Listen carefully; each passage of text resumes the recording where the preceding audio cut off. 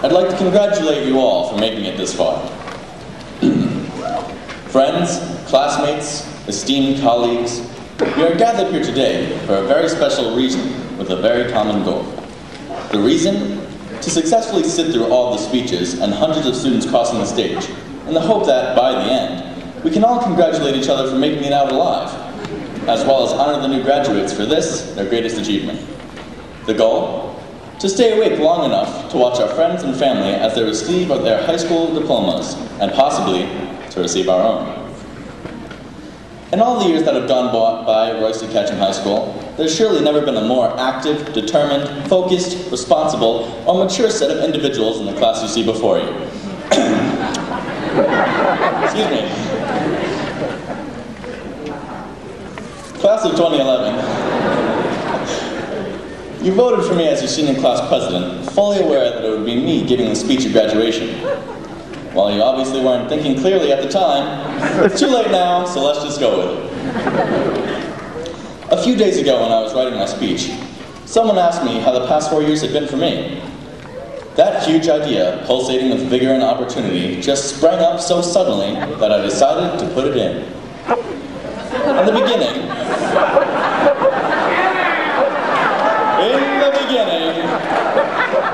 there was freshman year. We were all much smaller, most of us were different shapes, and a lot of our voices were still up here. But nonetheless, we all looked at 9th grade the same way, as a time of caution, bewilderment, and fear. The much older and much larger upperclassmen threatened us daily with taunts and the evil eye. On occasion, we might accidentally walk into one amidst the mad rush of the breezeway, and a flood of deadly stares would descend upon us, leaving us paralyzed and sometimes hyperventilating.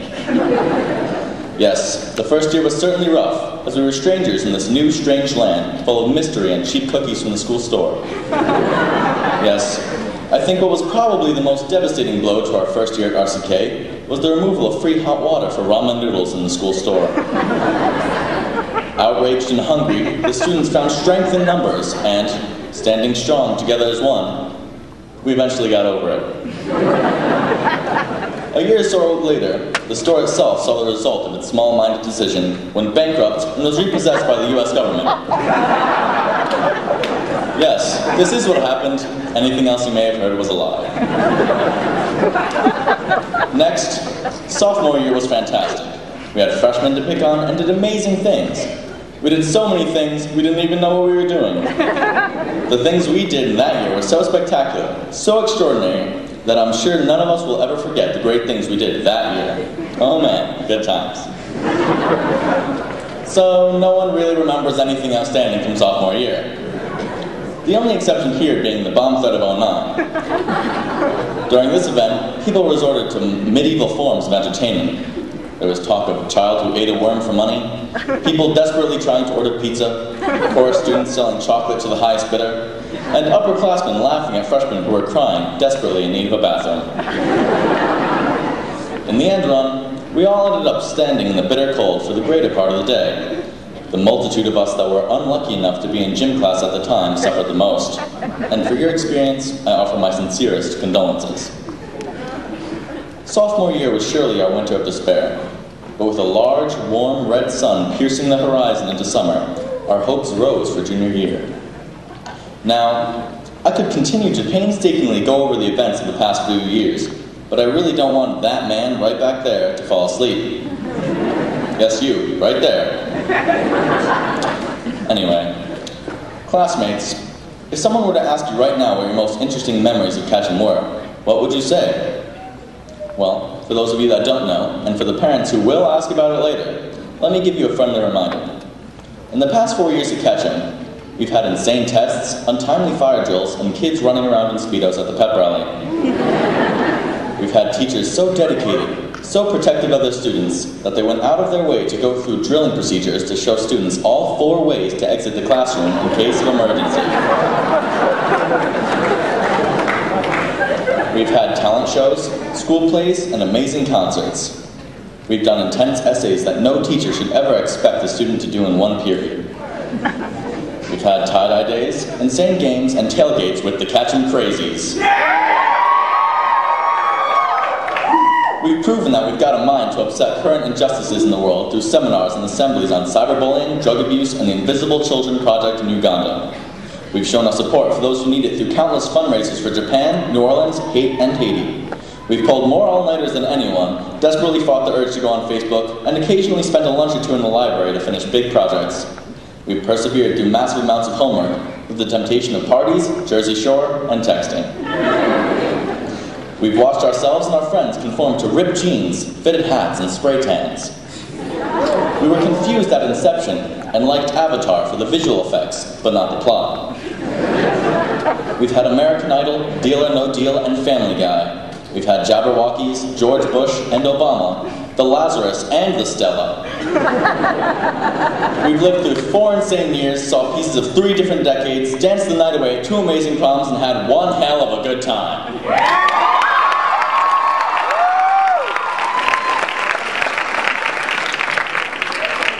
Ketchamites, as your leader and your classmate, I must now bring something to your attention. Someday soon, maybe not today, maybe not tomorrow or the next day, maybe not even 69 days from now, but soon. Soon we will all be forced to take responsibility for our own actions. I know. Sounds scary, doesn't it? But the point I wish to express to you is simply that soon we will be given no other choice but to grow up. I know it is a tough thought to conceive, so I will put it into layman's terms. Maturity is thinking, that's what she said, but not saying it.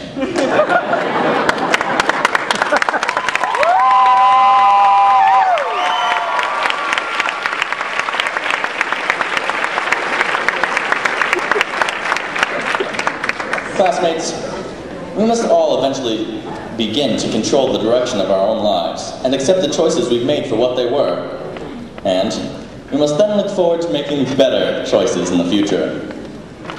One day, we may be teachers, architects, captains of industry, or even, God forbid, government officials. The choices we make in the time that stands between then and now will determine if and how we get there. It might be easy, it might be hard, but one thing is for certain. If you go slow, if you think about every subtle movement, if you grab your future with both hands and hold it tight in your embrace, wisdom and might will be thrust into you like a bolt of Zeus's lightning. The coming enlightenment will bring with it a sudden rush at the realization that if we all set aside our petty differences, if we leave all the silly drama and minor grudges behind, if we widen our perspectives and accept people and things for who and what they are and nothing else, we will be able to change the face of our world for the good of mankind.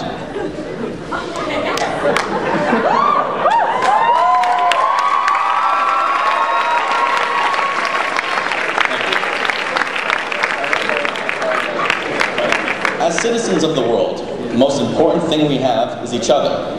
And through working together and helping those in need, we in turn will be helped when we most need it. Excuse me.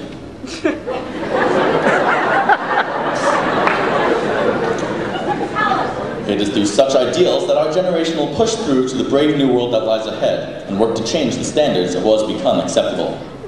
What I'm saying is, in the future, there may come a time when you just have to look yourself in the mirror and say, when in Rome. Now the question I must ask you is, will you be an agent of change, or are you going to just sit there as the world turns around you?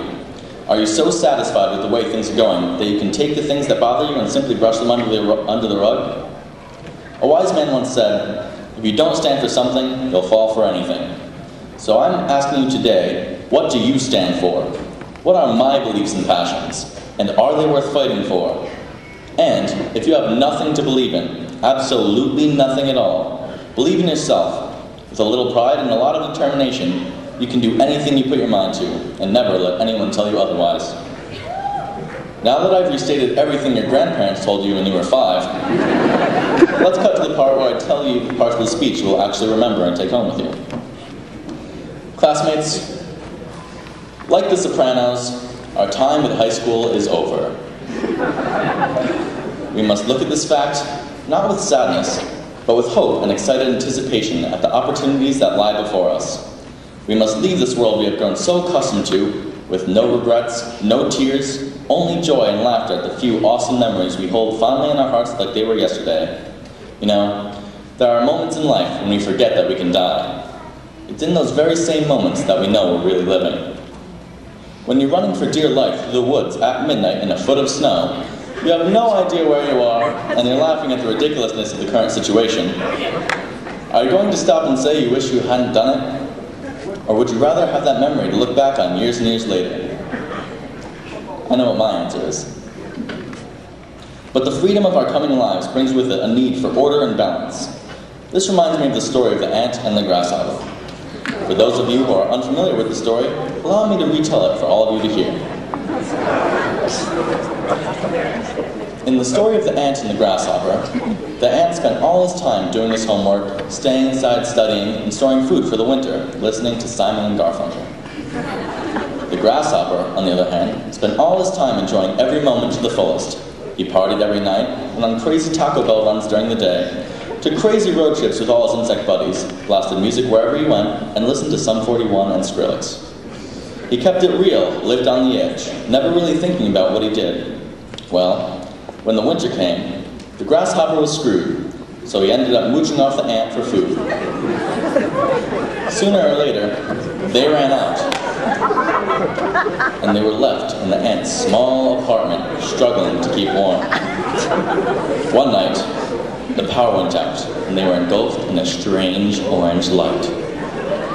Their bodies formed a cocoon, and through a bizarre occurrence, the ant and the grasshopper were fused together, morphing into a hideous, monstrous beast. But, in the end, the new ant-grasshopper mutant turned out to be the perfect combination of knowledge and fun. He knew when there was a time and place for studying or partying. He picked up a taste for all kinds of music, except country, and got involved in his local and school community. He grew accustomed to a balanced diet, exercised regularly and lost weight, while still gaining muscle mass. He embraced new cultures, traveled to India and Latin America, made tons of new friends, and eventually graduated college with a master's in business. Now, maybe that's not how the real story goes, but you get what I'm saying. The point is, experience life. Experience everything that it has to offer. Find balance in work and play, live dangerously, but always have a plan. Know your limits, and most importantly, keep a strong focus on what you want. Do this, and you will not be disappointed. You only get one life, so make it good. All in all, okay, we can clap for that.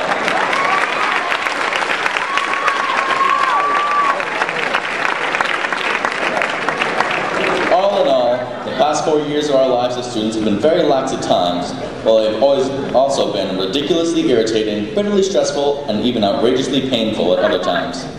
Towards the end, however, the load grew softer, the weight easier to bear. We realized that our slick movements had paid off, and our tired and withered bodies, now drenched in the sweat of relief, fell lazily onto the warm couch of summer, and out came all our greatest inhibitions and dreams for the future.